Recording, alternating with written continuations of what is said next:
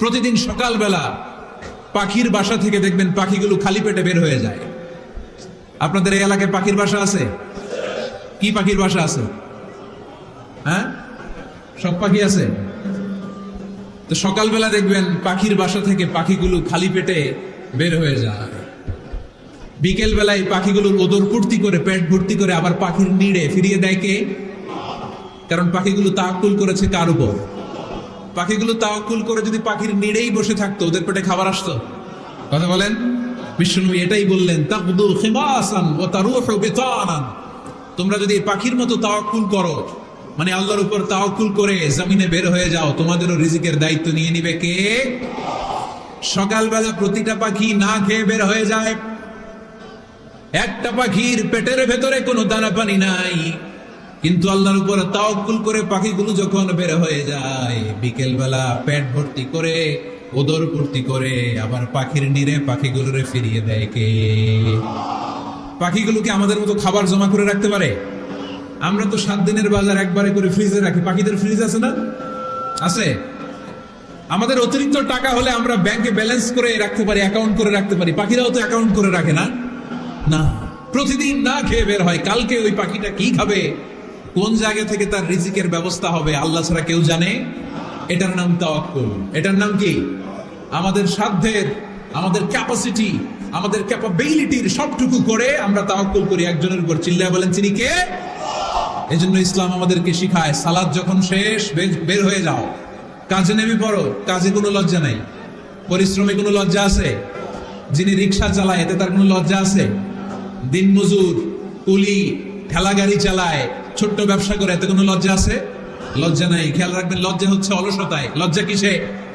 বিষ্ণু ঈসা ইসলাম বলেছেন, মা আকালা আহাদুন তুআমান কাত্তু খায়রুম মিন আইয়াকুলা মিন আমালি ইয়াদি। নিজ হাতে উপার্জিত খাবারের চেয়ে, অর্থের চেয়ে শ্রেষ্ঠ খাবার পৃথিবীর কোন মানুষ কোনদিন ভক্ষণ করে নাই। চিল্লায় কোন সুবহানাল্লাহ। শ্রেষ্ঠতম খাবার নিজ হাতে উপার্জিত খাবার। ঘাম জড়িয়ে যে অর্থ উপার্জন করা হয়, যে ইনকাম করা হয়, এটা হালাল। আর হালাল খেয়ে দোয়া করলে কবুল করে কে? এজন্য খেটে খাওয়া মানুষ, শ্রমজীবী মানুষ আর মেহনতি মানুষদেরকে বিশ্বনবী খুব ভালোবাসতেন। তারা বিশ্বনবীর বন্ধু, আর বিশ্বনবী ছিল তাদের বন্ধু। সুবহানাল্লাহ পড়েন। এত ভালোবাসতেন বিশ্বনবী খেটে খাওয়ার মেহনতি মানুষদেরকে। সব সময় বিষ্ণু ইসলাম তাদের জন্য দোয়া করতেন।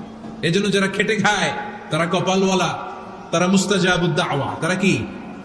মুস্তাজাবুদ দাওয়া মানে এমন ব্যক্তি যে ব্যক্তি দোয়া করতে দেরি হয় কিন্তু দোয়া কবুল হতে দেরি হয় না। আপনারা এখানে ব্যবসা করেন কে কে? দেখি তো হাত তুলেন তো। ব্যবসা, মাশাআল্লাহ, অনেক ব্যবসায়ী আছে তো দেখি। আচ্ছা, হাত নামান। চাকরি করেন কে কে? চাকরি, চাকরিও তো অনেক করে দেখি, হাত নামান। প্রবাসী, ছুটিতে দেশে আসছেন। হুজুর আমি আছি, কই? আপনি দেখতে আসছেন? মাশাআল্লাহ। কোন দেশে থাকেন? সৌদি আরব। আলহামদুলিল্লাহ। সৌদিতে ভাল লাগে নাকি সৌদি স্বপ্নের দেশ, খাটতে খাটতে জীবন শেষ? ইনশাআল্লাহ। আচ্ছা, ইউনিভার্সিটির স্টুডেন্ট আছো কারা কারা দেখি? মাশাআল্লাহ, হাত নামাও। ক্লাস 5 থেকে ইন্টারমিডিয়েট পর্যন্ত পড়াশোনা করতেছো, অথবা দাখিল আলিম পর্যন্ত, কারা কারা দেখি? মাশাআল্লাহ, হাত নামাও, হাত নামাও। একবারও যারা হাত তোলেন না এবার তারা হাত তোলেন। আপনারা কি করেন? হ্যাঁ, বেকার।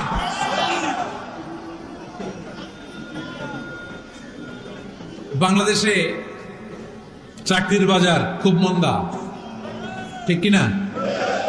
বাংলাদেশ ইন্ডিয়াতে চাকরি পেতে অনেক কষ্ট।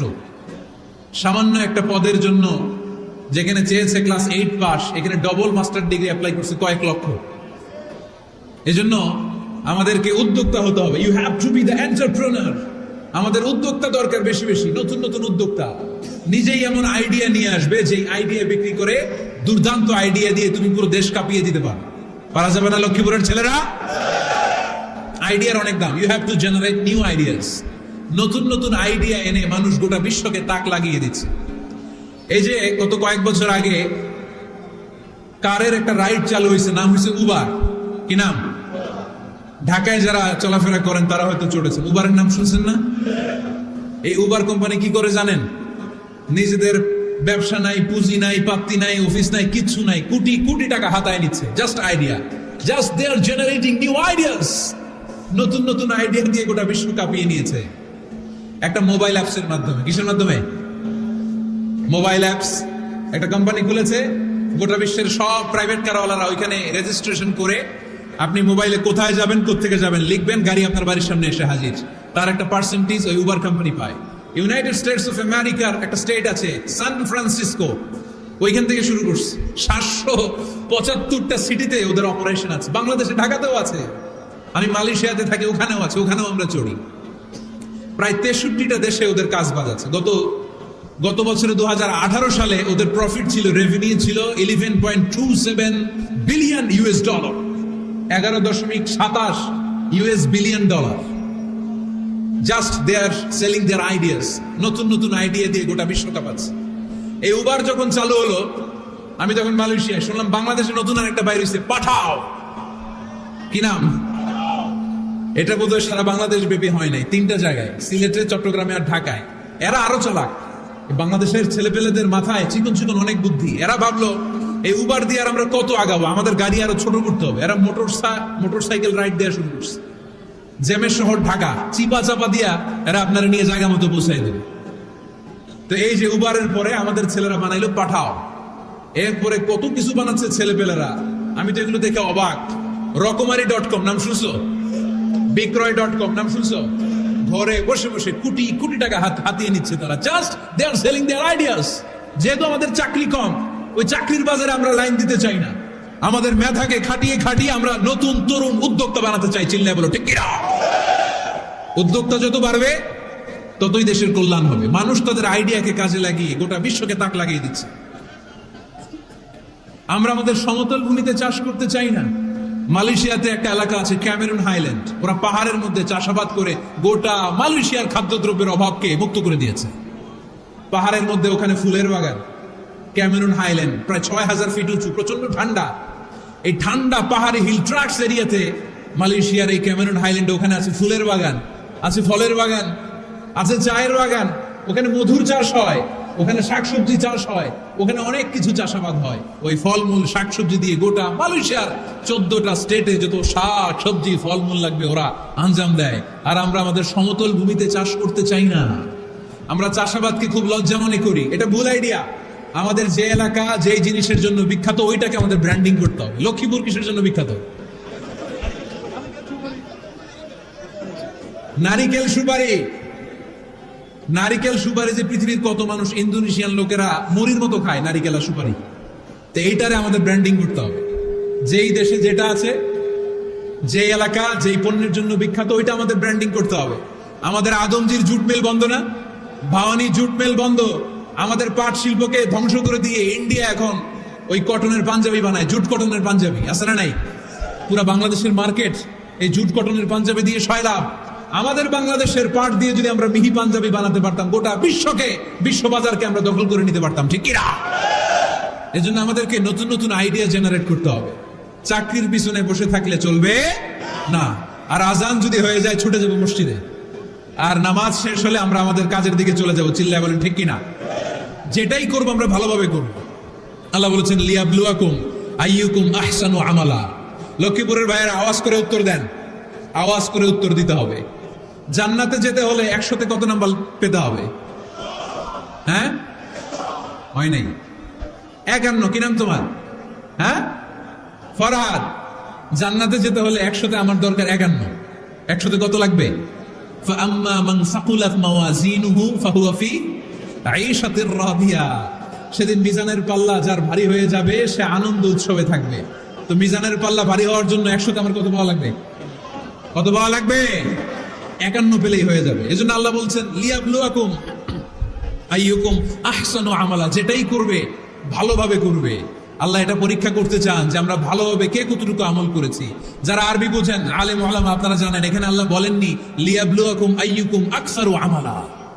আল্লাহ এটা দেখতে চান যে তোমাদের মধ্যে থেকে কে বেশি আমল করে। এটা বলছে আল্লাহ? বলে নাই। আল্লাহ বলেছে লিয়াবলুয়াকুম আইয়ুকুম আহসানু আমালা, যে ভালো করে করে। এজন্য আমরা যাই করি না কেন কি করে করব? আওয়াজ করে বলতে হবে। কেমন করে করব? যে কোনো কাজ করো না ভাই, যে কোনো কাজ করো, তা যেন হয় সবার চেয়ে সবচেয়ে সুন্দর। পড়েন, যে কোনো কাজ করো না ভাই, যে কোনো কাজ করো, তা যেন হয় সবার চেয়ে সবচেয়ে সুন্দর। পড়েন, যে কোনো কাজ করো না ভাই, যে কোনো কাজ করো, তা যেন হয় সবার চেয়ে সবচেয়ে সুন্দর। হোক না সেটা পড়া লেখা, রঙের ভাষায় ছবি আঁকা। পড়েন, হোক না সেটা পড়া লেখা, রঙের ভাষায় ছবি আঁকা, হোক না সেটা সামান্য কাজ কিংবা মহত্তর, তা যেন হয় সবার চেয়ে সবচেয়ে সুন্দর। যে কোনো কাজ করো না ভাই, যে কোনো কাজ করো, তা যেন হয় সবার চেয়ে সবচেয়ে সুন্দর। চিৎকার করে বলেন ঠিক কিনা? আমরা যেটাই করি না কেন এটা ভালো করে করার দরকার আছে না নাই? এজন্য কাজে আর শ্রমে কোনো লজ্জা নাই। লজ্জা হচ্ছে অলসতায়। লজ্জা কিসে? অলসতায়। বিষ্ণু ইসা ইসলামের কাছে এক সাহাবী এসে বলল, ইয়া রাসূলুল্লাহ আ'তিনি শাইআন, আপনি আমাকে কিছু দান করেন, আমার কিছুই নাই। বিষ্ণু বললেন, তোমার কিছু নাই? সাহাবী বললেন, ইয়া রাসূলুল্লাহ ঘরে আমার শুধু দুইটি জিনিস আছে। কয়টা? চিল্লায় বলেন কয়টা?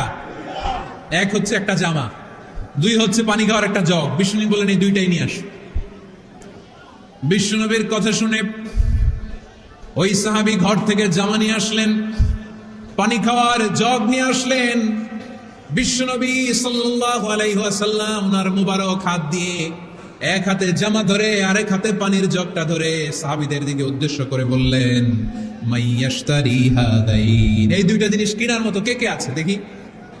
কয়েকজন হাত তুললো। বিশ্বনবী বললেন, কত দিয়ে কিনবা? এক সাহাবী বলে, ইন্নী আশতারিহিমা বিদিরহাম, ও নবী যদিও এগুলো আমার দরকার নাই, কিন্তু আপনি যেহেতু নিলামে ডাক তুলেছেন, ইয়া রাসূলুল্লাহ ইয়া হাবিবাল্লাহ, আপনার সম্মানে আমি 1 দিরহাম দিয়ে দুইটা জিনিস কিনে নেব। 1 দিরহাম, একটা জামা, একটা পানি খাওয়ার জগ, দাম কত? 1 দিরহাম। বিশ্বনবী বললেন, না না, 1 দিরহাম তো অনেক কম হয়ে যায়, মাইয়াজিদু আলা যালিক, এর চেয়ে বেশি দামে কে কিনবা? আরেক সাহাবী হাত তুলে বলতে লাগলেন, ইয়া রাসূলুল্লাহ ইয়া হাবিবাল্লাহ ওয়া ইন্নী আশতারিহিমা বিদিরহামাইন, আমি এই জামাটার পানি খাওয়ার জগটা 1 দিরহাম নয় 2 দিরহামের বিনিময়ে কিনতে চাই। বিষ্ণু ইসা ইসলাম ওই সাহাবাকে দিয়ে দিলেন। দিয়ে 2 দিরহাম নিয়ে যে লোকটা ভিক্ষা করতে এসেছিল তার হাতে 2 দিরহাম দিয়ে বললেন, যাও 1 দিরহাম দিয়ে ঘরে খাবার কিনে দিয়ে আসো, আরেক দিরহাম দিয়ে একটা কুঠার কিনে নিয়ে আসো। শুনতেছেন? কি কিনে নিয়ে আসো? কুঠার দিয়ে কি করে? গাছ কাটে। ওই সাহাবী কুঠার কিনে নিয়ে আসার পরে বিশ্বনবী নিজ হাতে কুঠারের মধ্যে একটা কাঠের হাতল লাগাই দিলেন। আল্লাহু আকবার! হাতল ছাড়া কুঠার ইউজ করা যাবে? বিশ্বনবী নিজ হাতে ওই কুঠারের ভেতরে একটা হাতল লাগাই দিলেন আর বললেন, লা উরিদু আন আরাকা 15 আইয়াম, এই কুঠার নিয়ে জঙ্গলে যাও, গায়ে অনেক শক্তি আছে, কাঠ কাটো, এই কাঠ কেটে বাজারে বিক্রি করো, সামনের 15 দিন যেন আমি আমার চোখের সামনে তোমার না দেখি। বিশ্বনবীর পরামর্শ অনুযায়ী কুঠার নিয়ে ওই সাহাবী জঙ্গলে চলে গেলেন। কাঠ কেটে বাজারে বিক্রি করতে করতে 15 দিন পরে 10 দিরহাম নিয়ে বিশ্বনবীর দরবারে হাজির হয়ে গেলেন। 10 দিরহাম নিয়ে বিশ্বনবীর কাছে হাজির হয়ে গেলেন। সাহাবী এসে বলল, ইয়া রাসূলুল্লাহ এখন আর আমার ভিক্ষা করা লাগে না, আমার গায়ে অনেক শক্তি আল্লাহ দিয়েছে, আই এম ভেরি এনার্জেটিক, আপনার দেয়া বরকতের কুঠার দিয়ে আমি কাঠ কেটে কেটে স্বাবলম্বী হতে শুরু করেছি। সুবহানাল্লাহ পড়েন। আমি এখন 10 দিরহামের মালিক। বিশ্বনবী বললেন, লা আইয়াহতাতিবা আহাদুকুম হুজমাতান আলা যাহরিহি খায়রুম মিন আইয়াসআলা শাইআন ফায়ুতিয়াহু আও ইয়ামনাহু, যাদের গায়ে শক্তি আছে তারা ভিক্ষা না করে কাঠ কেটে পিঠে সেই বোঝা নিয়ে বাজারে বিক্রি করা অনেক ভালো, কারণ কারো কাছে যদি তুমি হাত পাতো সে দিতেও পারে নাও দিতে পারে, আর কষ্ট করলে কষ্ট কোনোদিন বৃথা যায় না। চিল্লায় বলেন ঠিক কিনা? বিষ্ণু ইসা ইসলামের অনুপ্রেরণায় এই সাহাবা অল্প কিছুদিনের ব্যবধানে স্বাবলম্বী হয়ে গেলেন। What is the moral of the story? বিশ্বনবীর এই প্রফেটিক স্টোরি থেকে আমাদের কি শিক্ষা? লেসন নাম্বার 1, বিশ্বনবী চাইলেই ওই 2 দিরহাম দিয়ে বলতে পারতো, যাও খাবার দাবার কিনে ফ্যামিলিতে দিয়ে আসো। সে ওই 2 দিরহাম নিয়ে খাবার দাবার কিনে ফ্যামিলিকে খাইয়ে রাত্রে আবার ভিক্ষায় নামতো। কথা কন, রাত্রে কি করতো? ভিক্ষায় নামতো। বিষ্ণু ইসা ইসলাম তাকে কাজ করে খাওয়ার জন্য উৎসাহ দিলেন। পাশাপাশি বিষ্ণু ইসা ইসলাম পার্মানেন্ট সলিউশন দিলেন। এজন্য পার্মানেন্ট সলিউশনের ব্যবস্থা করতে হবে। অনেকে আমরা জাকাত দেই, জাকাতের শাড়ি দেই, জাকাতের লুঙ্গি দেই, আছে না নাই? লক্ষ্মীপুরে এরকম দেয় নাকি? কি দেয়? হ্যাঁ, গাড়ি গাড়ি দেয়, শাড়ি না। জাকাতের শাড়ি, জাকাতের লুঙ্গি বলতে কোনো কথা ইসলামে নাই। এগুলো খুব কম দামি শাড়ি, যাদেরকে এগুলো দেওয়া হয় তাদেরকে অপমান করা হয়, ঠিক কি না? আল্লাহ বলেছেন ওয়ালাকাদ কাররামনা বানি আদম, I have dignified the status of the sons of Adam. আমি আদমের সব সন্তানদেরকে সম্মানিত করেছি। সুবহানাল্লাহ পড়েন। আপনাদের চেয়ে সম্মানিত কেউ আছে? মানুষের চেয়ে সম্মানিত গোটা বিশ্বে আর কোনো মাখলুকাত আছে? নাই। এজন্য জাকাতের শাড়ি দেয়া যাবে না, জাকাতের লুঙ্গি দেয়া যাবে না। জাকাতের শাড়ি আপনারা দেখছেন, এটারে একবার ধোয়ার পরে দ্বিতীয়বার পরা যায় না। মশারি কি পাতলা, এর চেয়েও পাতলা। এই জন্য জাকাতের শাড়ি, জাকাতের লুঙ্গি বলতে ইসলামে কোনো পরিভাষা নাই। আপনাকে স্বাবলম্বী করে দেওয়ার চেষ্টা করতে হবে। যারা লক্ষ্মীপুর জেলায় বিজনেস ম্যাগনেট আছেন, তারা একসাথে হয়ে একটা স্ট্রং জাকাত ম্যানেজমেন্ট প্ল্যাটফর্ম করতে পারে, যেখান থেকে আপনারা বিভিন্ন থানায়, বিভিন্ন গ্রামে বাছাই করে করে কিছু ভাইদেরকে জাকাত দিতে পারেন স্বাবলম্বী করার উদ্দেশ্যে। যেই ফ্যামিলিকে আছে, কি নাম এটার? পল্লী উন্নয়ন ক্লাব। মাশাআল্লাহ, জাকাত ফান্ড দিয়ে বিদেশি লোক পাঠায়। এর চেয়ে সুন্দর পদ্ধতিতে জাকাত বিতরণ আর হতে পারে? যেই লোকটাকে, যেই ছেলেটাকে বিদেশে পাঠানো হয়েছে, ওই ফ্যামিলিটা আর কোনোদিন জাকাতের শাড়ি নেওয়ার জন্য লাইনে দাঁড়াবে? যেই ছেলেটাকে ওনারা অস্ট্রেলিয়ান গাভী কিনে দিছে, দুধ বিক্রি করে যেই ফ্যামিলিটা স্বাবলম্বী হতে শুরু করেছে, তারা আর কোনোদিন জাকাতের লাইনে যেয়ে দাঁড়াবে না। এজন্য জাকাত দিতে হবে স্বাবলম্বী করার জন্য। ইসলাম আমাদেরকে এটাই শিখিয়েছে, কাজ করে খেতে হবে। কাজে লজ্জা নেই, লজ্জা হচ্ছে অলসতায়। লজ্জা কিসে? আজকের আলোচনা থেকে এটা মুখস্থ করে নিতে হবে। কাজে লজ্জা নেই। লক্ষ্মীপুরের ইয়াংস্টারেরা শ্রমে লজ্জা নেই, পরিশ্রমে লজ্জা নেই, লজ্জা অলসতায়। লজ্জা কিসে? আরো জোরে। নবীরা কি এমনি এমনি বসে বসে খাইছে? কঠিন পরিস্থিতিতেও নবীরা পরিশ্রম করে উপার্জন করা লেগেছে, ঠিক কিনা? সাইয়েদনা মারিয়াম আলাইহিস সালাম, যার নামে আল্লাহ তাআলা কোরআনে একটা সূরা দিলেন, উনি পৃথিবীতে এমন একজন মহিয়সী নারী, যেই নারীর গর্ভে, যেই নারীর পেটের ভেতরে স্বামীর স্পর্শ ছাড়া সন্তান দিয়েছে কে? সাইয়েদনা ঈসা আলাইহিস সালাম পেটে আসলেন। মারিয়াম আলাইহিস সালাম লজ্জা পেলেন। হায় হায়, কেমন করে এলাকাবাসীদের কাছে আমি আমার মুখ দেখাবো? বিয়ে করি নাই, স্বামী নাই, বিয়ে হয় নাই, স্বামী নাই, কিন্তু পেটে সন্তান চলে এসেছে। হায় হায়, এলাকায় কেমনে মুখ দেখাবো? লজ্জায় পড়ে মারিয়াম আলাইহিস সালাম এলাকা থেকে চলে গেলেন। কি অবাক করে কাণ্ড! বাচ্চা ভূমিষ্ঠ হওয়ার জন্য, বড় হওয়ার জন্য 6 মাস 7 মাস লাগে নাই, পেটে বাচ্চা আসার সাথে সাথে বাচ্চাটারে বড় করে দিয়েছে কে? সাইয়েদাতুনা মারিয়াম আলাইহিস সালাম এবার বসে বললেন, বুঝতে আরম্ভ করলেন প্রেগন্যান্সির পেইন উঠেছে। হঠাৎ করে পেট থেকে বাচ্চা ভূমিষ্ঠ হয়ে যাওয়ার পরে উনি কাঁপতে আরম্ভ করলেন। ক্ষুধার চোটে খাবার কিছু নাই, সামনে ঝর্ণা, উপরে একটা খেজুর গাছ। সাইয়েদনা ঈসা আলাইহিস সালামকে কোলে নিয়ে মারিয়াম আলাইহিস সালাম মনে মনে ভাবে, হায় রে, কেউ যদি একটু খেজুর পেড়ে দিত, এই ক্ষুধার মুহূর্তে আমি খেজুর খেয়ে পেটের ক্ষুধা নিবারণ করতাম। রব্বুল আলামিন মারিয়ামকে উদ্দেশ্য করে আয়াত নাজিল করে দিলেন, ওয়া হুজ্জি ইলাইকি বিজিযইন নাখলাতি তুসাকিত আলাইকি রুতাবান জানিয়া। কুরআন সাক্ষী, হুজ্জি ইলাইকি বিজিযইন নাখলা, এর মানে হচ্ছে মারিয়াম, কেউ পেড়ে দিবে না, একটু কষ্ট করে হাতটা উঁচু করে খেজুরের ডালা ধরে ঝাঁকুনি মারো, টসটসে কাঁচা পাকা খেজুর নিচের দিকে পড়বে, তারপর তুমি তুলে খাবে। সুবহানাল্লাহ পড়ে। আল্লাহ চাইলে অটোমেটিক্যালি কারামাত হিসেবে খেজুরগুলো নিচে ফেলতে পারতেন না? কথা কন, খেজুরগুলো অটোমেটিক্যালি নিচের দিকে পড়ছে? পরে নাই। আল্লাহ শিক্ষা দিয়েছে, যেই পরিস্থিতিতে থাকো না কেন, তোমাকে শ্রম ব্যয় করে, কষ্ট করে তোমার উপার্জন করতে হবে, রিজিকের বন্দোবস্ত করতে হবে। চিল্লায় বলেন ঠিক কিনা? ইসলাম আমাদেরকে এটাই শিখিয়েছে, কাজে লজ্জা নাই। আবার বিশ্বনবী বললেন, ইন খামাতিস সাআ ওয়া ফি ইয়াদি আহাদিকুম ফাসিলাতুন, তোমাদের কারো হাতে যদি একটা চারা বীজ থাকে, সে যদি দেখে কিয়ামত হতে শুরু করেছে, ফাইন ইসতাতাআ আন ইয়াগরিসাহা ক্বাবলা আন তাকুমাস সাআ ফালইয়াগরিসহা, কারো হাতে একটা চারা বীজ নিয়ত করেছে, চারা বীজটা রোপণ করবে, ইন দ্য মিন টাইম দেখলো কিয়ামত হতে শুরু করেছে, বিশ্বনবী বললেন, যদি তোমার সুযোগ থাকে কিয়ামত হওয়ার আগে চারা বীজটা রোপণ করে দাও। কথা বুঝতে পেরেছেন? আপনার হাতে একটা চারা বীজ, আপনি প্ল্যান করেছেন এই চারা বীজটা রোপণ করবেন, ইন দ্য মিন টাইম দেখলেন কি হওয়া শুরু হয়েছে? ইদা জুলজিলাতিল আরদু জিলজালাহা, দ্য বিগেস্ট আর্থকোয়েক, ভূমিকম্প শুরু হয়েছে, কিয়ামত হয়ে যাবে। বিষ্ণু বললেন কিয়ামত হইতেছে ওদিকে, আর তোমার হাতে যদি চারা বীজ থাকে দেরি করো না, কিয়ামত তোমার কাছ পর্যন্ত আসার আগে সুযোগ পেলে চারা বীজটা রোপণ করে দাও। ইসলাম শিখিয়েছে শেষ নিঃশ্বাস পর্যন্ত তোমাকে লড়ে যেতে হবে। এই পৃথিবীতে কেউ কাউকে জায়গা করে দেয় না, জায়গা করে নিতে হয়। এই পৃথিবীটা, the life is not a bed of roses, এটা ফুল বিছানো কোনো ফুল সজ্জা নয়, এটা কণ্ঠকাকীর্ণ। কেউ আপনার স্পেস করে দিবে না, কেউ আপনাকে সুযোগ করে দিবে না, কেউ আপনার জায়গা করে দিবে না, বরং আপনি জায়গা করে নিলে টাইনা নিচে নামা। কথা বলেন। এজন্য কখনো অলসতাকে স্থান দেয়া যাবে। রাসূল বাত্তালি দুক্কানু শয়তান, অলস মস্তিষ্ক শয়তানের আড্ডা। অলস যদি কেউ থাকে এটারে টেনে বেঁধে কাজে নামাবেন, পারা যাবে? আলহামদুলিল্লাহ লক্ষ্মীপুরে এরকম অলস ছেলে পেলে নাই, আছে। আমরা আজকে অলসতাকে নো বলে যাবো এই মাহফিল থেকে। অলসতাকে আমরা কি বলবো? আওয়াজ করে বলতে হবে। অলসতাকে কি বলবো আমরা? মুমিনের জীবনে কোনো অলসতা নাই। অলস হয় মুনাফিকরা। অলস হয় কারা? চিল্লায় বলতে হবে। মুমিনরা অলস হয়। অলস হয় কারা?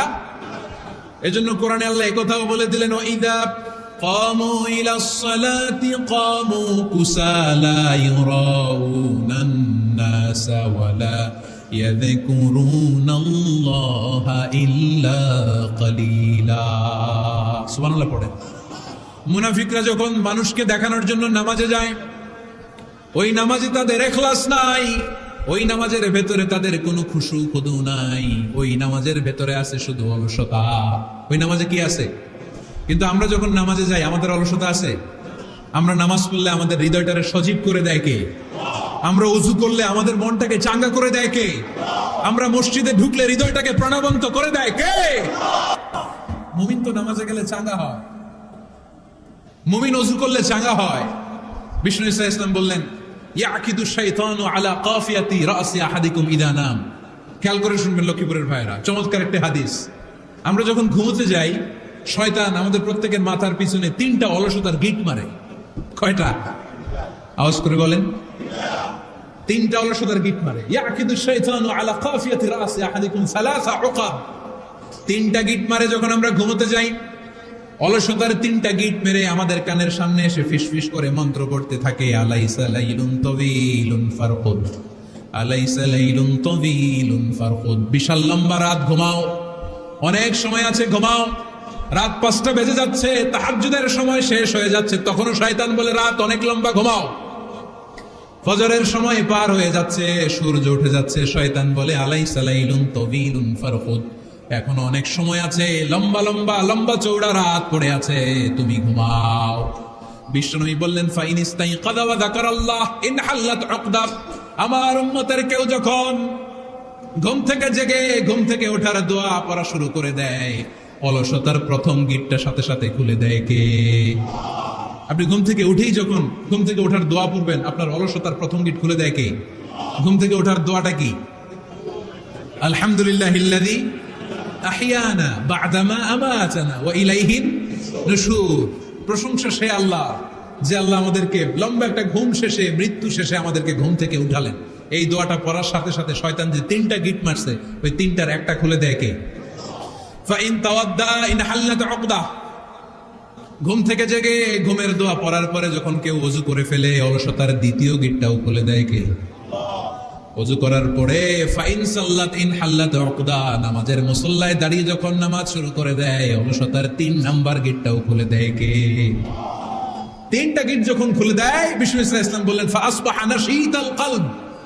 নাশীত, তখন মুমিন বান্দা সজীব হয়ে ওঠে, প্রাণবন্ত হয়ে ওঠে, উচ্ছ্বসিত হয়ে ওঠে। ওয়া ইল্লা খাবিসান নাফসি কাসলান। আর যদি ঘুমিয়ে থাকে, 3টা গিট তার মাথার পেছনে শয়তানের অলসতার লেগে থাকে, তাহলে তার দিনটা শুরু হয় অলসতা দিয়ে, আর সে হয় অলসতার রাজা। চিল্লায় এখন ঠিক কিনা? এজন্য আমরা কি অলস হতে চাই না কর্মঠ হতে চাই? কোন নবীরা কি অলস ছিলেন? পৃথিবীতে কোন নবী অলস ছিলেন? সব নবী কর্মঠ ছিলেন। বিষ্ণু ইসলাম বললেন, মা বাআসাল্লাহু নাবিয়্যান ইল্লা রাআল গানাম। এই পৃথিবীতে এমন কোন নবী নাই যেই নবী বকরি চড়ায় নাই। কি চড়ায় নাই? বকরিরে আপনারা লক্ষ্মীপুরের ভাষায় কি বলেন? কি বলেন? ছাগল। তো পৃথিবীতে এমন কোন নবী নাই যে নবী কি চড়ায় নাই? ছাগল চড়ায় নাই। সাহাবারা বললেন, ইয়া রাসূলুল্লাহ আনতা কাযালিক, আপনিও ছাগল চড়াইছেন? বিষ্ণু সাল্লাল্লাহু আলাইহি ওয়াসাল্লাম বললেন, না, আমিও ছাগল চড়িয়েছি। ওয়া ইন্নী আরআহা আলা কারারাইতি আহলি মক্কা, আমি তো মক্কাবাসীদের অল্প কিছু পয়সার বিনিময়ে তাদের ছাগলগুলোকে চড়িয়ে দিতাম। সুবহানাল্লাহ পড়বেন না? বিষ্ণু সাল্লাল্লাহু আলাইহি ওয়াসাল্লাম ছাগল চড়াতেন। ছাগল চড়ানো সহজ কাজ না কঠিন কাজ? কেন কঠিন এটা? হ্যাঁ, এরা খুঁটি মারে, হ্যাঁ, কি করে? বসে থাকতে হয়। তো ছাগল যারা পালে তারা জানে ছাগল পালা কত কষ্ট। ওরা ডানে টান দিলেও কই যায়, রশি ধরে বায়ে টান দিলে কই যায়, সামনে টানলে কই যায়, পিছনে টানলে কই যায়। সারা সপ্তাহ আপনি সময় পান না এটার গোসল করাবেন। ভাবলেন আজকে জুমার দিন আমিও গোসল করি, এটারও গোসল করাই। এটারে আপনি পুকুর ঘাটে নিবেন, টান দিয়েছেন, ওর বাপের কিরা, ও 1 ইঞ্চিও সামনে যাবে না, ঠিক কি না? এই টেরা প্রাণী আল্লাহর কি মহিমা। আল্লাহ তাআলা পৃথিবীর সবচেয়ে শ্রেষ্ঠতম মানুষদেরকে ছাগল চড়িয়ে ছেড়েছেন, ঠিক কি না? মা বাআসাল্লাহু নাবিয়্যান ইল্লা রাআল গানাম, এই পৃথিবীতে এমন কোন নবী ছিল না যে নবীরা ছাগল চড়ায় নাই। আল্লাহ বুঝাতে চাইলেন ছাগল চড়ানো অনেক কষ্টের কাজ, অনেক ধৈর্যের প্রয়োজন। এখন নবীরা তোমরা ছাগল চড়াও, কিছুদিন পর ছাগলের চেয়েও টেরা জাতি মানুষ চড়াইতে হবে। মানুষের মধ্যেও টেরা আছে না নাই? ভালো বললে ভালোটা বুঝে না, ডানে যেতে গেলে বায়ে যায়, বায়ে যেতে বললে ডাইনে যায়, এরকম আছে না নাই? সম্মানিত ভাইয়েরা, সমস্ত আম্বিয়া আলাইহিমুস সালাম ওনারা কর্মঠ ছিলেন। সাইয়েদনা আদম আলাইহিস সালাম নিজ হাতে চারা গাছ রোপণ করে চাষাবাদের কাজ করেছেন, সুবহানাল্লাহ পড়েন। সাইয়েদনা ইব্রাহিম আলাইহিস সালাম চাষাবাদের কাজ করেছেন। সাইয়েদনা দাউদ আলাইহিস সালাম নিজ হাতে যুদ্ধের জন্য যে পোশাক পরতে হয়, যেটা পরলে গায়ের মধ্যে ছুরি মারলেও ঢুকে না, ওই শিরস্ত্রাণ বানিয়েছেন, নিজ হাতে তলোয়ার বানিয়েছেন, সুবহানাল্লাহ পড়েন। সাইয়েদনা মূসা আলাইহিস সালাম ছাগল চড়িয়েছেন। সাইয়েদনা মূসা আলাইহিস সালামের মেজাজ নরম না গরম? নবীদের মধ্যে সবচেয়ে বেশি মেজাজওয়ালা নবী ছিলেন মূসা আলাইহিস সালাম। উনিও 8 থেকে 10 বছর সাইয়েদনা শুআয়ব আলাইহিস সালামের এরিয়াতে ছাগল চড়িয়েছেন। চিল্লায় বলেন সুবহানাল্লাহ। এজন্য নবীরা যেহেতু কাজ করেছেন, কর্মঠ ছিলেন, আমরাও কর্মঠ হব, ঠিক কি না? সাহাবারাও কর্মঠ ছিলেন, বিশ্বনবীর সাহাবারাও ব্যবসা করতেন। সাইয়েদনা আবু বকরের বিশাল ব্যবসা প্রতিষ্ঠান ছিল, সুবহানাল্লাহ পড়েন। আপনারা হজ উমরা করেছেন কে কে দেখি? করছেন? মাশাআল্লাহ। যারা করে নাই আল্লাহ তাদেরকে আল্লাহর ঘর জিয়ারতের তুমি নসিব করো। বিশ্বনবীর মাকবারার সামনে দাঁড়িয়ে আমরা যেন সালাম পেশ করতে পারি, তুমি নসিব করো। বাইতুল্লাহ শরীফে এবং মসজিদ নববীতে আমরা যেন সালাত আদায় করতে পারি, আল্লাহ তুমি নসিব করো। সাইয়েদনা আবু বকর রাদিয়াল্লাহু তাআলা আনহুর ব্যবসা প্রতিষ্ঠান ছিল মক্কার কাবা ঘরের পাশেই। উনার ব্যবসা প্রতিষ্ঠানগুলো যেখানে ছিল ঠিক ওইখানে সৌদি সরকার এখন শপিং মল বানিয়ে দিয়েছে, মাতজার আবু বকর। মক্কা শহরের যেখানে বহিরাগতরা এসে ওখানে ছাগল, ওখানে ঘোড়া, উট এগুলো রাখতো, আস্তাবল রাখতো, ঘোড়া আর উট যেখানে রাখা হতো ঠিক ওই জায়গায় সৌদি সরকার ওটার পার্কিং লট বানায় দিচ্ছে। মানে যেখানে আগে সাহাবাদের ব্যবসার জায়গা, ওইখানে বর্তমানে শপিং মল। যেখানে আগের সময়কাল সাহাবারা উট আর ঘোড়া রেখে বাঁধতো, ওইখানে এখন গাড়ি ঘোড়া রাখার ব্যবস্থা করা হয়েছে। সাইয়েদনা আবু বকর অনেক বড় ব্যবসায়ী ছিলেন। ওনার নিজ টাকা দিয়ে হাবাসা থেকে আসা সাইয়েদনা বেলালকে তিনি 20,000 স্বর্ণ মুদ্রা দিয়ে উমাইয়া ইবনে খালাফের কবল থেকে তিনি মুক্ত করেছেন। সাইয়েদনা উসমান যুন্নুরাইন বড় ব্যবসায়ী ছিলেন। নিজের টাকা দিয়ে মদিনার মুসলমানেরা পানি খেতে পারে না, বিইরে রুমা নামে একটা কুয়া ছিল, এই কুয়ার মালিক ছিল ইহুদি। মুসলমানেরা পানি খেতে গেলে সে বকা দিত, পানি খেতে দিত না। বিশ্বনবী বললেন, আমার সাহাবীদের মধ্যে এমন কি কেউ নাই নিজের অর্থায়নে বিইরে রুমা কিনে মুসলমানদেরকে দিয়ে দিবে? সাইয়েদনা উসমান যুন্নুরাইন বলল, ইয়া রাসূলুল্লাহ, আপনার খেদমতে আমি হাজির। মুহূর্তের মধ্যে সাইয়েদনা উসমান যুন্নুরাইন নিজের অর্থায়নে বিইরে রুমাটা কিনে মুসলমানদের জন্য সদকা করে দিয়েছে। তো ব্যবসা না করলে, কর্মঠ না হলে, উপার্জন না হলে সৎকা করা যাবে? চিল্লায় বলেন করা যাবে? সুনানে তিরমিজির বর্ণনা, বিষ্ণু ঈসা ইসলাম মক্কা থেকে যত সাহাবারা হিজরত করে মদিনায় এসেছে, মদিনাতে কোন না কোন সাহাবার সাথে বিশ্বনবী ভ্রাতৃত্বের বন্ধনে আবদ্ধ করে দিয়েছে, সুবহানাল্লাহ পড়েন। এজন্য মক্কা থেকে যারা এসেছে এদেরকে বলে মুহাজির, এদেরকে কি বলে? আর মদিনায় যারা ছিল এদেরকে বলে আনসার, এদেরকে কি বলে? আওয়াজ করে উত্তরে দিবেন। মক্কা থেকে যারা এসেছে তাদের নাম, আর যারা মদিনার সাহাবী তাদের নাম আনসার। আজকে এই মাহফিলে লক্ষ্মীপুর এর বাইরে থেকে কারা কারা আসছেন দেখি?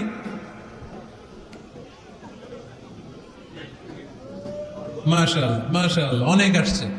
আল্লাহ ভাইদেরকে তুমি কবুল করো, হাত নামান। এই যে লক্ষ্মীপুরের বাইরে থেকে যে ভাইরা আসছে তারা লক্ষ্মীপুরের মেহমান, ঠিক কিনা? মক্কা থেকে হিজরত করে যে সমস্ত সাহাবারা এসেছিল তারা ছিল মদিনার মেহমান। বিশ্বনবী এক এক মক্কার সাহাবীকে মদিনার এক এক সাহাবীর সাথে ভ্রাতৃত্বের বন্ধনে আবদ্ধ করে দিলেন।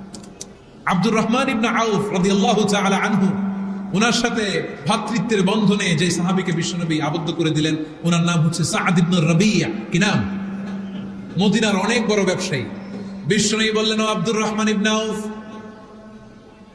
সম্পদ ছেড়ে দিয়ে, পরিবার ছেড়ে দিয়ে, স্থাবর অস্থাবর সব ছেড়ে দিয়ে আল্লাহ রাসূলের ভালোবাসায় মক্কা থেকে মদিনায় এসেছো। মদিনায় তোমার চিন্তা নাই, সাদ ইবনে রবিকে আমি তোমার ভাই বানিয়ে দিলাম। সাদ ইবনে রবি তোমার আপন ভাইয়ের মতো। সাদ ইবনে রবি বলল, আব্দুর রহমান, জীবনে তোমারে কোনোদিন দেখি নাই, তোমারে আমি চিনি না, তোমার নাম শুনি নাই, কিন্তু বিশ্বনবী তো তোমার দায়িত্ব আমাকে দিয়েছে। আমার চেয়ে বড় ধনী এই মদিনার মধ্যে দ্বিতীয় কেউ নাই। আজ থেকে তুমি আমার ভাই, আজ থেকে তুমি আমার কি? আল্লাহ আমাকে যত সম্পত্তি দান করেছে তার অর্ধেক সম্পত্তি আমি তোমার নামে দিয়ে দিলাম। ও আব্দুর রহমান ইবনে আউফ, শুধু তাই নয়, রব্বুল আলামিন আমাকে দুইজন স্ত্রী দিয়েছে। কয়জন? তুমি দেখো আমার কোন স্ত্রীকে তোমার বেশি ভালো লাগে, যার নাম তুমি বলবে সাথে সাথে আমি তারে তালাক দিয়ে দিব। তার ইদ্দত পালন শেষে তুমি তাকে বিয়ে করে তোমার সাথে নিয়ে যাবা। সুবহানাল্লাহ। কারণ বিশ্বনবী তোমার দায়িত্ব আমার কাছে দিয়েছে, তুমি আমার ভাই। আমি মদিনার সবচেয়ে বড় ধনী, আমার অর্ধেক সম্পদ আমি তোমারে দিয়ে দিব। আমার দুই স্ত্রীর এক স্ত্রীকে তোমারে দিয়ে দিব। সাইয়েদনা আব্দুর রহমান ইবনে আউফ এই কথা শুনে অবাক হলেন।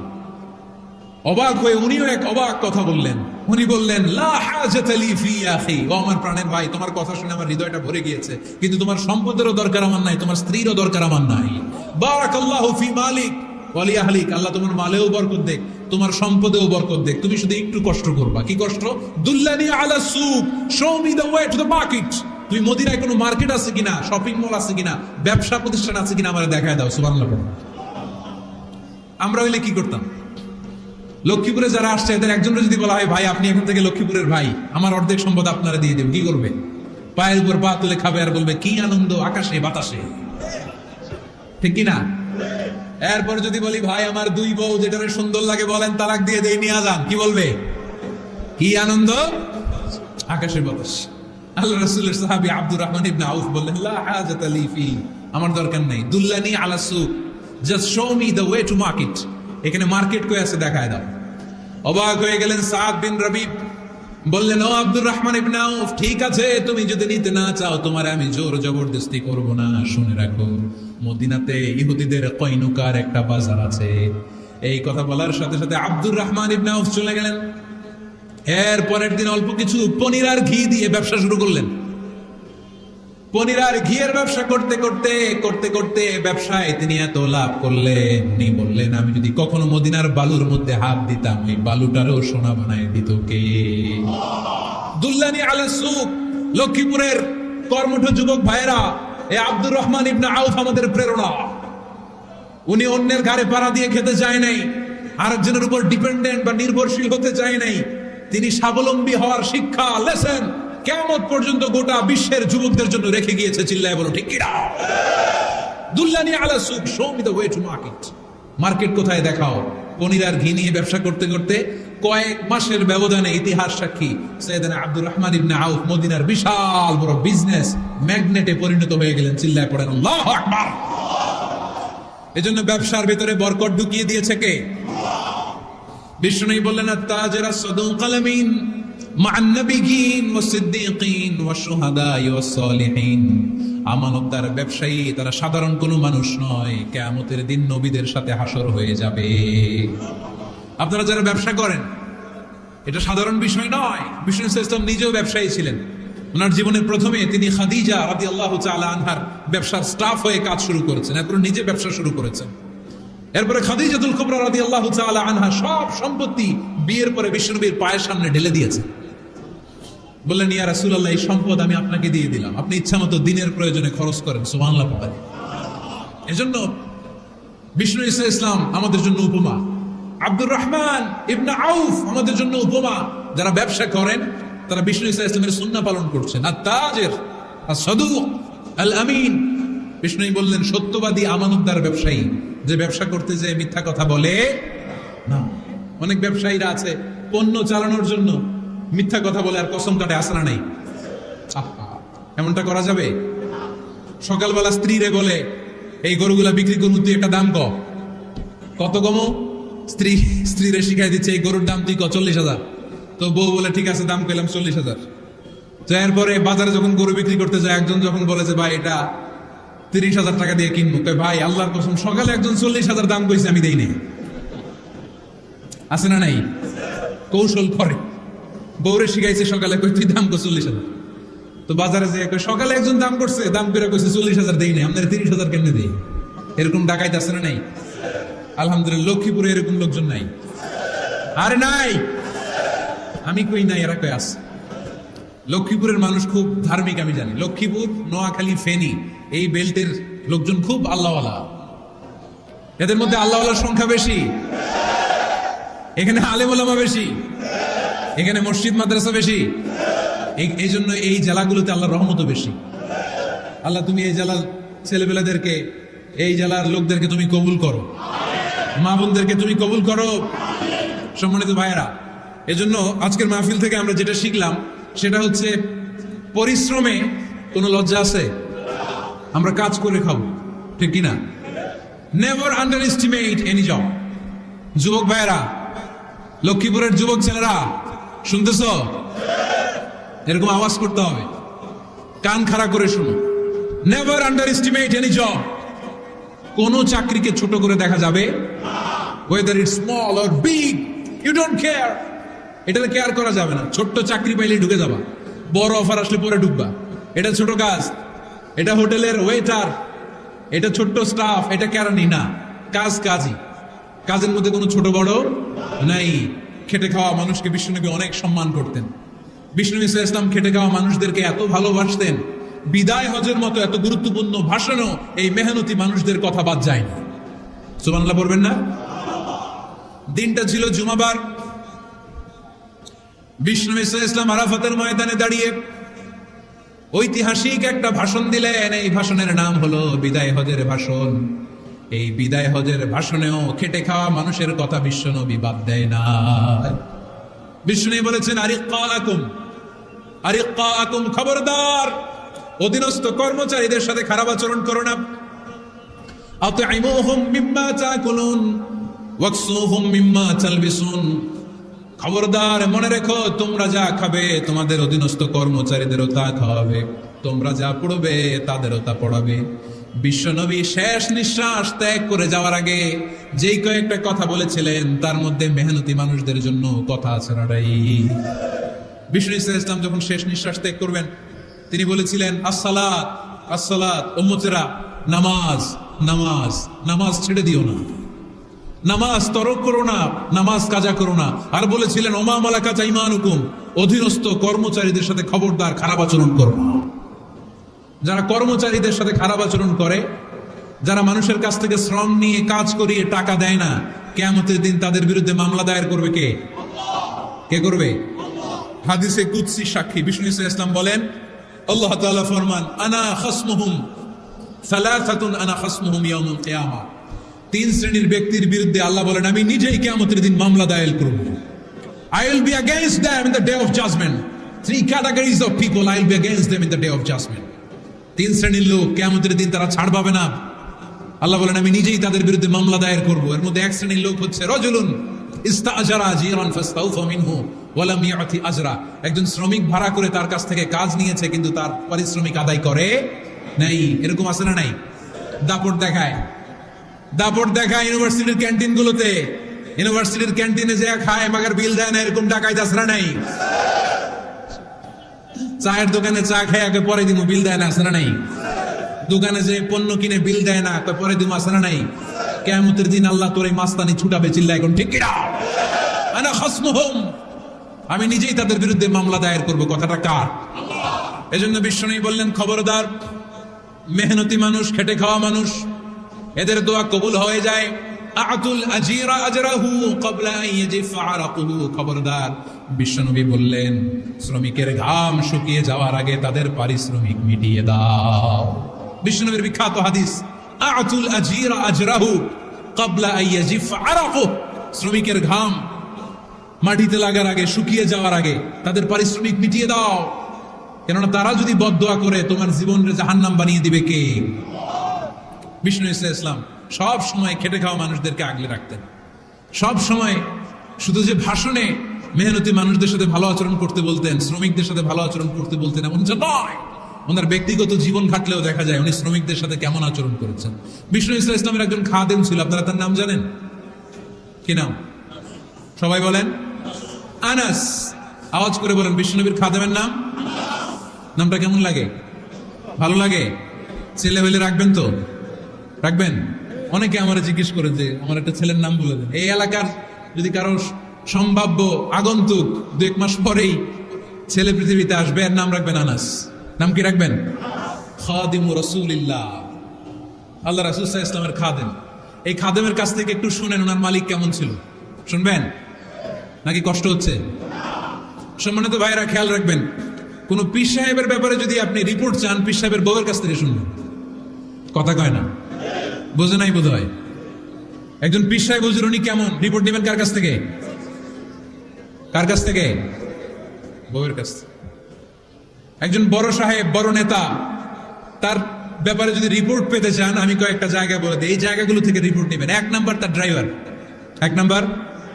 2 নাম্বার তার বাড়ির দারোয়ান, 2 নাম্বার। 3 নাম্বার তার খাদেম, 3 নাম্বার। 4 নাম্বার তার ঘরের কাজের মেয়ে, 4 নাম্বার। এদের কাছ থেকে আসল রিপোর্ট পাওয়া যায়, ঠিক কিনা? এবার বিশ্বনবীর ব্যাপারে বিশ্বনবীর খাদেম কি বলে শুনবেন? বুঝে নাই বোধহয়। বিশ্বনবীর ব্যাপারে বিশ্বনবীর খাদেম কি কমেন্টস করছে শুনতে চান? খাদেমের নাম আরো জোরে বলতে হবে। আনাস রাদিয়াল্লাহু তাআলা, আনাস রাদিয়াল্লাহু তাআলা আনহু বলেন, বিশ্বনবী যখন মক্কা থেকে মদিনায় হিজরত করে আসলেন, মদিনার অলিতে গলিতে আনন্দের বন্যা বয়ে গেল। তোলা আল বাদরু আলাইনা বলে সবাই বিশ্বনবীকে বরণ করে নিল, সবাই বিশ্বনবীর সাথে দেখা করতে আসলো। সবাই যখন আনসারী নারী পুরুষরা দেখা করতে যায়, আমার আম্মাও বলল, আনাস মক্কা থেকে বিশ্বনবী এসেছে, চলো তোমারে নিয়ে দেখা করতে যাই। আনাসের মা আনাস রাদিয়াল্লাহু তাআলা আনহু তখন খুব ছোট্ট, তিনি যে দেখে মানুষের ভিড়ে আনাসকে নিয়ে সামনে যাওয়া যায় না। আর তিনি দেখলেন মদিনার অলিতে গলিতে মানুষের ভিড়, আনসারী আবাল বৃদ্ধ বনিতা নারী পুরুষ সবাই বিশ্বনবীর সাথে দেখা করছে। আর যারাই দেখা করছে হাতে কোনো না কোনো হাদিয়া নিয়ে বিশ্বনবীর সাথে দেখা করতেছে। সুবহানাল্লাহ কইবেন না? আনসারী যত সাহাবারা বিশ্বনবীর সাথে দেখা করতে এসেছে, কি নিয়ে আসছে? কথা কয় না। তাহাদাও তাহাব্বু, হাদিয়া দাও, একে অপরকে হাদিয়া দাও, তোমাদের মধ্যে ভালোবাসার বন্ধনকে বাড়িয়ে দিবে কে? আনাসের মা বললেন, আমি মানুষ ধাক্কাতে ধাক্কাতে বিশ্বনবীর সামনে পর্যন্ত গেলাম, যে দেখি সবাই বিশ্বনবীর হাদিয়া দেয়। আমি বিশ্বনবীর সামনে যে কাঁদো কাঁদো স্বরে বললাম, ইয়া রাসূলুল্লাহ, ইয়া হাবিবাল্লাহ, লাম ইউবকি রাজুলুন ওয়ালা ইমরাআতুন মিনাল আনসার ইল্লা ক্বাদ আতহাফাকা বিতুহফা। ও নবী, আমি দেখতে পেয়েছি আনসারী এমন কোন নারী নাই, এমন কোন পুরুষ নাই যে আপনাকে আপনার হাতে কোনো না কোনো হাদিয়া দেয় নাই। ওয়া ইন্নী লা আকদিরু আলা যালিকা মা উতহিফুকা বি। কিন্তু ইয়া রাসূলুল্লাহ, ইয়া হাবিবাল্লাহ, আমার কাছে তো কোনো টাকা নাই, আমার কাছে কোনো পয়সা নাই, আমার ঘরে এমন কোনো জিনিস নাই যেই জিনিসটা আমি আপনারে হাদিয়া দেব, ইল্লা ইবনি হাদা, আমার এই নার ছেড়া ধন কলিজার টুকরা সন্তান আনাস ছাড়া। ও আখিরি জামানার পয়গম্বর, আমি আমার কলিজার টুকরা আনাসকে আপনারে হাদিয়া দিয়ে দিলাম। ইয়া রাসূলুল্লাহ, মদিনার আনসারী এমন কোন নারী পুরুষ কেউ তো বাকি নাই যে আপনাকে হাদিয়া দেয় নাই, সবাই তো হাদিয়া দিল, কিন্তু আমি তো হাদিয়া দেওয়ার মতো আমার কাছে কিছু নাই। আপনারা কি হাদিস থেকে নেয়া এই গল্পটা বুঝতে পেরেছেন? কথাটা শুনতেছিলেন? আনাস রাদিয়াল্লাহু তাআলা আনহুর মা বললেন, ইয়া রাসূলুল্লাহ, আনসারী এমন কোন নারী নাই, এমন কোন পুরুষ নাই যে আপনারা হাদিয়া দেয় নাই, কিন্তু আমার তো হাদিয়া দেওয়ার মতো কিছু নাই আমার এই কলিজার টুকরা আনাস ছাড়া। কি আর আমি করব? আমার কলিজার টুকরা আনাসকে আমি আপনার দরবারে হাদিয়া দিয়ে দিলাম। ইয়া রাসূলুল্লাহ, আমার ছেলেটারই আপনারা হাদিয়া দিলাম। খুদ হাদা ইয়াখদুমু কামা বাদালাক, আপনার যেই কাজ লাগবে, যেই খেদমতের প্রয়োজন আপনার এই খেদমত করবে। ও নবী, আমি জানি আনাস আপনার বেশি খেদমত করতে পারবে না, আনাস আপনার মেসওয়াক এনে দিবে, অজুর পানি এনে দিবে, জুব্বা লাগলে জুব্বাটা এনে দিবে, ছোটখাটো কাজ করে আপনারে সাহায্য করবে। আমার কলিজার টুকরা সন্তানকে চিরকালের জন্য আমি আপনারে হাদিয়া দিয়ে দিলাম। আনাস রাদিয়াল্লাহু তাআলা আনহু বর্ণনা করছেন, আমি দাঁড়িয়ে দাঁড়িয়ে শুনছি আমার আম্মা বলছে আমি নাকি বিশ্বনবীর জন্য হাদিয়া। সুবহানাল্লাহ পড়েন। এবার খেদমত শুরু করলো সাইয়েদনা আনাস। ছোট্ট মানুষ কি আর করবে, কতটুকু খেদমত আর করতে পারবে? বিশ্বনবীর মেসওয়াকটা এনে দেয়। সুবহানাল্লাহ পড়েন। বিশ্বনবীর আতরের শিশিটা এনে দেয়, বিশ্বনবীর জাইতুনের তেলের বোতলটা আগিয়ে দেয়, বিশ্বনবীর জামাটা প্রয়োজনে বিশ্বনবীর হাতে এনে দেয়। সাইয়েদনা আনাস বলেন, আমি 1 বছর নয়, 2 বছর নয়, 5 বছর নয়, 7 বছর নয়, 10 বছর বিশ্বনবীর খেদমত করেছি। ফামা দরাবানি, 10 বছরে একদিনও তিনি আমারে মারে নাই। সুবহানাল্লাহ। একদিন আমার গায়ে হাত তোলে নাই। হাত তোলা তো দূরের কথা, ওয়ালা সাব্বানি, কোনদিন গালি দেয় নাই। ওয়ালা আবাসা আলা ওয়াজহি, কখনো বিরক্তি সুরে ভ্রু কুচকে আমার দিকে বিশ্বনবী কোনদিন তাকায় নাই। সুবহানাল্লাহ পড়ে। কোনদিন আমার গায়ে হাত তোলে নাই। আরে হাত তোলা তো দূরের কথা, আমাকে ধমকি পর্যন্ত দেয় নাই। ধমকি দেয়া তো দূরের কথা, আমরা অনেক সময় বিরক্ত হয়ে ভ্রু কুচকাই না। এরকম বিরক্তি হলে আমরা কারোর প্রতি বিরক্ত হলে কি হয়? কপাল ভ্রু কুচকে ওঠে, ঠিক কিনা? সাইয়েদনা আনাস বললেন, কোনদিন মারে নাই। খাদেম বলতেছে, খাদেম, বড় সাহেবের রিপোর্ট কার থেকে নিতে হয়? হয় খাদেম, নয় দারোয়ান, নয় ঘরের কাজের মেয়ে, তা না হলে ড্রাইভার। বিশ্বনবীর খাদেম বিশ্বনবীর ব্যাপারে কি কমেন্ট করছে? মা সাব্বানি ওয়ালা দারাবানি ওয়ালা আবাসা ফি ওয়াজহি। এই 10 বছরের খেদমতের জিন্দেগিতে কোনোদিন বিশ্বনবী আমারে মারে নাই, গায়ে হাত তুলে নাই। আরে হাত তোলা তো দূরের কথা, একটা ধমকও দেয় নাই। আরে ধমক দেয়া তো দূরের কথা, বিরক্তির সুরে ভ্রু কুচকে আমার দিকে কখনো তিনি তাকায় নাই। চিল্লায় বলো সুবহানাল্লাহ। আর আজকে মাইক পেলে মানবতা, মানবাধিকারের কর্মী কি সুন্দর কথা বলে, উইমেন রাইটস এর কথা বলে, শিশু শ্রম নিয়ে কথা বলে, আর বাড়িতে কাজের মেয়ের গায়ের মধ্যে খুন্তি, গরম খুন্তি পিঠের মধ্যে লাগিয়ে পিঠ ঝলসিয়ে দেয়। এরকম আছে না নাই? পত্রপত্রিকায় প্রায় দেখা যায় যে কাজের মেয়েদেরকে কি অত্যাচার করে। খুন্তি গরম করে করে চামড়ার মধ্যে লাগিয়ে স্কিন ঝলসে ফেলেছে, গ্রিলের মধ্যে বেঁধে রেখেছে, সময় মতো খাবার দেয় নাই, পিটিয়ে মাথার চুল কামিয়ে মাথা নেড়া করে দিয়েছে। এরকম আছে না নাই? এরা মানবাধিকারের ঠিকাদার, এরা মানবাধিকারের কথা বলে। আর বিশ্বনবী সাল্লাল্লাহু আলাইহি ইসলামের খাদেম বিশ্বনবীর ব্যাপারে বলেছে, কোনোদিন মাইর তো দূরের কথা, হাত তোলা তো দূরের কথা, আরে ধমক দেয়া তো দূরের কথা, বিরক্তির চেহারা নিয়েও কোনোদিন বিশ্বনবী আমার দিকে তাকায় নাই। চিল্লায় পড়েন সুবহানাল্লাহ। বিশ্বনবী একবার সাইয়েদনা আনাস রাদিয়াল্লাহু তাআলা আনহুকে একটা ছোট্ট জিনিস আনতে পাঠালেন। সাইয়েদনা আনাস রাদিয়াল্লাহু তাআলা আনহু জিনিসটা আনতে যে মদিনার অলিতে গলিতে বাচ্চাদের খেলা দেখে জিনিস আনতে ভুলে খেলায় দাঁড়িয়ে গেলেন। ছোট মানুষ, ছোট একটা বাচ্চা যদি আমার সাথে নেই, সে কি আমার প্রয়োজন বুঝবে? আমার সেন্টিমেন্ট যেরকম, বাচ্চা কি ওটা টের পাবে? ছোট্ট আনাসকে বললেন, আমার জুব্বা নিয়ে আসো। বিষ্ণু ইসলাম শাম দেশের জুব্বা পড়তেন, বলতেন জুব্বা নিয়ে এসো। জুব্বা আনতে যখন বেরোলেন আনাস রাদিয়াল্লাহু তাআলা আনহু, দেখলেন মদিনার অলিতে গলিতে বাচ্চারা কুতকুত খেলে। কি খেলে? আপনারা খেলেন? তো এই খেলা দেখে আনাস রাদিয়াল্লাহু তাআলা আনহু ভুলে গেলেন যে বিশ্বনবীর জামা আনতে হবে। উনি ভুলে যে উনিও দাঁড়িয়ে খেলা দেখতে শুরু করলেন। এখন ঘন্টার পর ঘন্টা যায়, আনাসও আসে না, জামাও আসে না। বিশ্বনবী ভাবলেন, হায় রে, আনাস মনে হয় ভুলে গিয়েছে, কি আর করা যাই, নিজের জামা নিজেই নিয়ে আসে। বিশ্বনবী বের হলেন জামা আনতে। বের হয়েই দেখে মদিনার গলিতে বাচ্চারা খেলতেছে, ওইদিকে আনাস রাদিয়াল্লাহু আনহু দাঁড়ান। বিষ্ণু ইসলাম কিছু বললেন না, যে উনিও আনাস রাদিয়াল্লাহু তাআলা আনহুর পাশে দাঁড়িয়ে খেলা দেখতে আরম্ভ করলেন। সুবহানাল্লাহ পড়বেন না? সাইয়েদনা আনাস খেলা দেখতে দেখতে দেখতে দেখতে দেখতে দেখতে হঠাৎ বিশ্বনবীর দিকে চোখ পড়ে গেছে। বিশ্বনবীর চোখের দিকে যখন সাইয়েদনা আনাস রাদিয়াল্লাহু তাআলা আনহুর চোখ পড়ে গেছে, সাইয়েদনা আনাস বলে, আমার কলিজাটা এখান থেকে এইদিকে চলে আসছে। ভয়ে। কিসে? ভয়ে। উনি বললেন, আমার গলা শুকিয়ে যেতে আরম্ভ করলো, কাঁপতে লাগলাম। হায় হায়, এখন আমার মনে পড়ছে বিশ্বনবীর জামা আনতে পাঠাইছিল, ভুলে গেছে খেলার আবেশে পড়ে। উনি বললেন, বিশ্বনবী আমারে ধমক দেন নাই, আমার গায়ে হাত তোলেন নাই, জামা আনতে পাঠাইছি, এখানে খেলা দেখতেছো এটাও বলেন নাই, বিরক্তিও প্রকাশ করেন নাই। বিশ্বনবী শুধু একটা হাসি দিয়েছেন, স্মাইল। কি দিয়েছেন? একটা মুচকি হাসি দিয়েছেন। কি হাসি? সাইয়েদনা আনাস বলে, ওই যে ওই দিনের বিশ্বনবীর মুচকি হাসির শাসন মরার আগের দিন পর্যন্ত আমি আনাসকে সোজা রাস্তায় রেখেছি, আর ডানে বায়ে নেই নাই। শাসন করতে জানলে লাঠি লাগে না, শাসন করতে জানলে ধমক লাগে না, শাসন করতে জানলে পিট্টি দেয়া লাগে না। মুচকি হাসি দিয়েও শাসন করা যায় কি? যায় না। সাইয়েদনা আনাস বলেন, কোনোদিন মারে নাই, কোনোদিন ধমক দেয় নাই, সব সময় আমাকে আদর করেছে। চিল্লায় পড়েন সুবহানাল্লাহ। এজন্য সব সময় বিষ্ণু ইসলাম শ্রমিকদেরকে ভালোবাসতেন। শ্রমে কোনো লজ্জা নাই, লজ্জা হচ্ছে অলসতায়। আজ থেকে এই মাহফিল, এই এত বড় আয়োজন, এত বড় গ্যাদারিং তখনই সার্থক হবে যখন আমরা এই সিদ্ধান্তে আসতে পারবো যে আমরা অলস সময় কাটাবো না, আমরা আমাদের এই সময়গুলোকে প্রোডাক্টিভ ওয়েতে কাজে লাগাবো, কোনো না কোনো কাজের সাথে জড়িত হব। Never under estimate any job, whether it's big or small, বড় হোক বা ছোট হোক, কোনো কাজকে আমরা ছোট করে দেখবো না। যে কোনো কাজ করো না ভাই, যে কোনো কাজ করো, তা যেন হয় সবার চেয়ে সবচেয়ে সুন্দর। আমাদের অবসর সময়গুলোকে কাজে লাগানোর দরকার আছে না নাই? আমরা নিজেদেরকে কর্মঠ করে, কর্মজীবী হিসেবে, শ্রমজীবী হিসেবে নিজেদেরকে প্রতিষ্ঠিত করতে চাই। রাজি আছো মুসলমান? লক্ষ্মীপুরের যুবক ছেলেরা আওয়াজ করে বলো, পারা যাবে? লজ্জা কিসে? লজ্জা কিসে? অনেকে টাঙ্কি মারে, এদিক সেদিক ঘুরে, আর বলে আমার আব্বা চেয়ারম্যান। আরে তোর আব্বা চেয়ারম্যান, তুই কি? আমার আব্বা MP, member of the parliament. আরে তোর বাবা এমপি, এটা তো তার গৌরব, তোর কি আছে সেটা বল। এজন্য নিজের পায়ে দাঁড়াবো। অলসতার সাথে আমাদের কোনো সম্পর্ক। আজকের এই মাহফিল থেকে আমরা অলসতা, অকর্মণ্যতাকে নো বলে দিলাম। অলসতাকে আমরা কি বললাম? আরো জোরে বলতে হবে, অলসতাকে কি বলবো?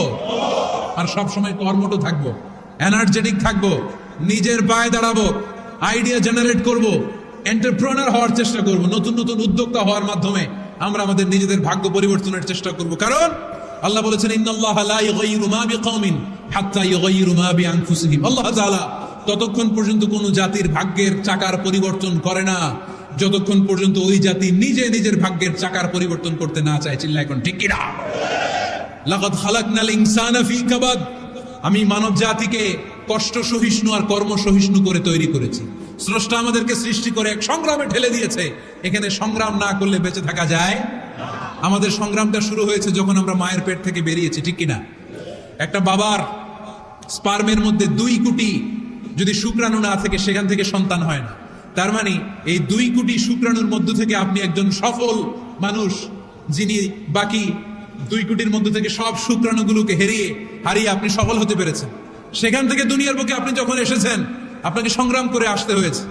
যারা সিজারের মাধ্যমে পৃথিবীতে আসে তাদের এই সংগ্রামটা থাকে না, কিন্তু যারা নর্মাল প্রসেসে পৃথিবীতে আসে তাদের প্রচন্ড সংগ্রাম করে, প্রচন্ড চাপা খেয়ে পৃথিবীতে আসতে হয়, ঠিক কিনা? কারণ আমাদের সাইজ ছিল অনেক বড়। আমাদের মায়ের যে অঙ্গটা দিয়ে আমরা পৃথিবীতে আসব, ওই জায়গাটা ছিল খুবই সরু। আমাকে সংগ্রাম করে, আমাকে যুদ্ধ করে, আমার নিজের অস্তিত্বের প্রমাণ দিয়ে চিৎকার মেরে এই পৃথিবীতে আসতে হয়েছে। চিল্লায় বলো ঠিক কিনা? এজন্য এই পৃথিবীর বুকে আমরা যতদিন থাকবো সংগ্রাম করে বাঁচতে হবে, ঠিক কিনা? পরিশ্রমে লজ্জা আছে? লজ্জা কিসে? মনে থাকবে লক্ষ্মীপুরের ছেলেরা, যে আয়াত দিয়ে শুরু করেছি সে আয়াত দিয়ে শেষ করছি। যখন সালাতের সময় হয় মসজিদে যাব, আর সালাত যখন শেষ হয় তখন মসজিদের বাইরে আমরা কাজে নেমে পড়বো। রাজি আছি তো? ফাইদা কুদিয়াতিস সালাতু ফান্তাশিরু ফিল আরদি ওয়াবতাগু মিন ফাদলিল্লাহ ওয়া যিকুরুল্লাহা কাসীরান লাআল্লাকুম তুফলিহুন। যখন তোমাদের সালাত শেষ হয়ে যায় তখন তোমরা কর্মস্থলে ছড়িয়ে পড়ো, আল্লাহর রিজিক তালাশ করো, তাহলে তোমাদেরকে সফল বানাবে কে? আল্লাহ আমাদের সবাইকে কথাগুলো বুঝার, আমল করার তৌফিক দান করুক। আমরা পড়ি আমিন। সুবহানাকাল্লাহুম্মা ওয়া বিহামদিকা আশহাদু আল্লা ইলাহা ইল্লা আনতা আস্তাগফিরুকা ওয়া আতুবু ইলাইক।